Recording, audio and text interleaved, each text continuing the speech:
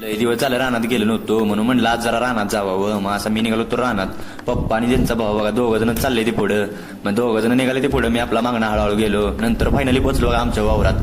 हे बघा आमचं वावर आहे. वावरात पोचल्या पप्पा पुढे गेलेलं. मी मागणं निघालो होतो. तिथं गेलो तर पप्पाने पहिल्यांदा वजन काढायला चालू केलं कारण मला पप्पा पुढे सोडणार होते. तेवढ्यात बघा एक जुनी ओळख दिसली. ती म्हणजे बघा हा आंबा. आंब्याला आंबा एवढं लागते की बस दर वर्षी येतो मी, पण ह्या वर्षी काय आलं नव्हतं. वजन तर तयार केलं होतं पप्पानी, पण बांधून घेतलं. असं बांधून घेतलं. आता म्हणलं चला जावावं. डोक्यावर असं वजन घेतलं आणि निघालो बघा. शेतकरी आहे त्यामुळे काय वाटत नसतंय. व्हिडिओ करून टाकायला काय आहे तेव्हा. मग असं डोक्या वजन घेतलं होतं निघालो. गाडी वजन स्कॅम झाला होता तो म्हणजे आता चरी आणि गाडीची चावी राहिली होती पप्पांकडे.